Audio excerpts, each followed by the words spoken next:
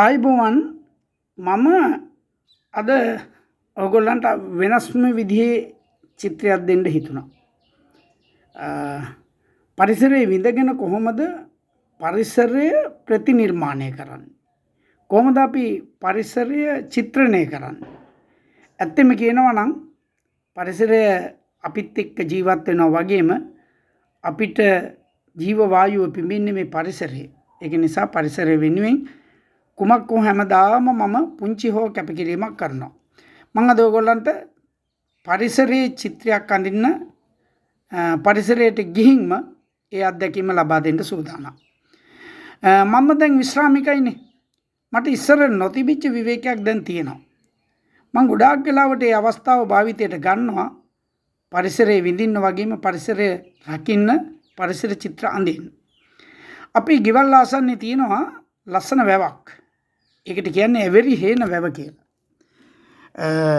තලංගම වැව කියලා කිව්වොත් මං හිතන්නේ ගොඩක් දෙනෙක් දන්නවා. ඕගොල්ලොත් අහලා ඇති. හරිම ලස්සන වගේම හරි පිරිසුදු තැනක්. හොඳ පරිසර පද්ධතියක්. ඒ ආසන්නේ මිනිස්සු ඒ වැව ආරක්ෂා කරන්න බොහොම කැපවීමෙන් දිවි හිමියෙන් බැඳී ඉන්නවා. ඒ පරිසර පද්ධතියේ ප්‍රයෝජනයට ගන්න කුරුල්ලෝ රාශියක් ඉන්නවා. ඔය පාත්තයෝ, මල්සේරු, දියකාවෝ, කොක්කු, පිලිහුඩුවෝ, මාළුන්ගෙන් යැපෙන බොහෝ සත්තු, බොහෝ කුරුල්ලෝ ඒ පරිසර පද්ධතිය ජීවත් වෙනවා. ඔයගොල්ලෝ උනත් ඒ පරිසර පද්ධතිය භාවිතයට ගන්නවා නම් කුමක් හෝ දෙයකට ඇත්තෙන් මේ පරිසරයට අබමල් රේණුවකවත් වැරද්දක් නොකර ඒ පරිසරය ආරක්ෂා කරන්න දිවි හිමියෙන් ඔයගොල්ලොත් බැඳී හිටින්න කියලා මං ඔයගොල්ලන්ට ආරාධනය කරමින් මගේ කටයුත්ත මං ඉතුරු ටික කරගෙන යනවා. අපේ පවුලේ ඔක්කොම වගේ කලාකරුවෝ තමයි ඉන්නේ. මගේ නෝනත් චිත්‍ර ගුරුවරියක්. මං චිත්‍ර අඳිනකොට ඇත්තෙන්ම මම පෞගේ කාලේ මගේ channel එකේ නෝනාගේ චිත්‍ර දාලා නැහැ.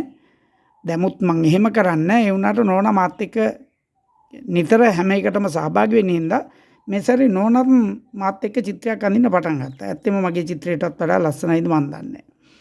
මේ කොහොම වුණත් මේ අර මගේ හිතවත් ස්වාමින් වහන්සේ නමක් ඉන්නවා ගල්වාන පන්සලේ ඔය IDH පැත්තේ. ඒ හාමුදුරුවොත් මම වීඩියෝ කරන්න ෆොටෝ ගහන්න යනවා නම් මාත් එක්ක ඒ කටයුතු වලටත් යනවා. චිත්‍ර අඳින්නත් යනවා. නිතරම සහභාගී වෙනවා. මං උන්වහන්සේවත් එක්කගෙන මගේ නෝනයි දුවයි මගේ බලුහුරතලෙක් ඉන්නවා බෙලා කියලා. එයයි දැන් එයාට පුතෙක් ඉන්නවා. එයයි අපි කට්ටියම මගේ කාර් එකේ නැගලා අපි ලකලෑස්ති වෙලා ගියා. උදේ කෑම එකකුත් හදාගෙන තේත් හදාගෙන. මොකද එතනට ගියාට පස්සේ ආයේ එහෙට මෙහෙට යන්න වෙලාවක් නැති නිසා. අපි පරිසර පද්ධතිය බලාගෙන ගිහිල්ලා අපි ලස්සන කියලා හිතෙන ඔයගොල්ලන්ට තීරණය කරන්න පුළුවන් චිත්‍රයක් නිර්මාණය කරා. මම ওই චිත්‍රය ඇඳ ඉන්නකොට මෙන්න මං හිතන්නේ අපි 9ට විතර පටන් ගත්තේ.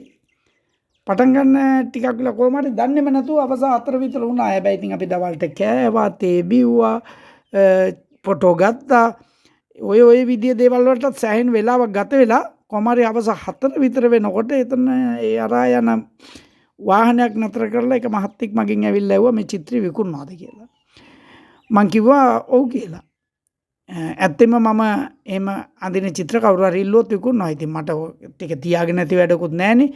සමහර ඒවා මම ප්‍රදර්ශනයකට තියාගන්නවා විකුණන්නේ නැත්නම්. ඉතින් මං චිත්‍රය විකුණනවා කිව්වයින් පස්සේ කිව්වා මේ මම ඉන්නේ මේ කිට්ටුවම ආසන්නෙම තැනක අපේ ගෙදර ඉන්නවා මං බැඳපු නෝනා විදේශික කාන්තාවක්. එතුමිය හරිම ආසයි මේ තැනට. මෙතනට නිතරම අපි එන්න යන්න පුරුදු වෙලා හිටියේ. ඔය නිවාඩුවට ආපුවාම අපි මෙතෙන්ට එනවා. මේ ලස්සන තැනක් මෙතන අඳිනවා දැක්කින්ද මට මේක එතුමියට තෑග්ගක් දෙන්න හිතුණා. ඒක නිසා මේ චිත්‍රය මට දෙන්න කියලා. මං කිව්වා රයිට් දෙන්නම් කියලා.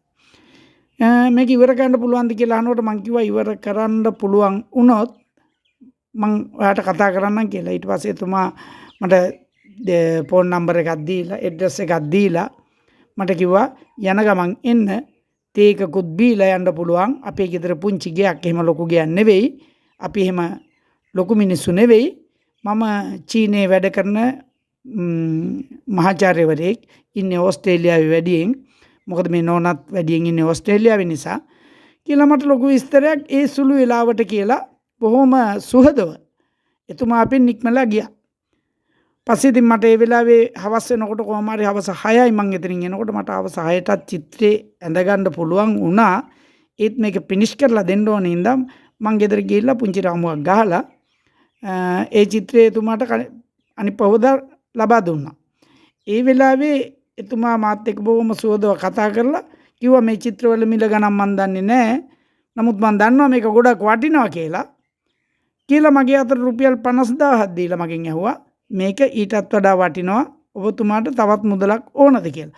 මං කිව්වා අනේ නෑ මට හොඳටම ඇති. ඔබතුමා මේ චිත්‍රය ගත්ත එක ගැන මං ස්තුතිවන්ත වෙනවා. මේ අපේ පරිසරය මට පුළුවන් විදියට කරපු නිර්මාණයක්. මාව අගය කරාට බොහොම ස්තුතියි කියලා අපි දෙන්න සමුගත්තා.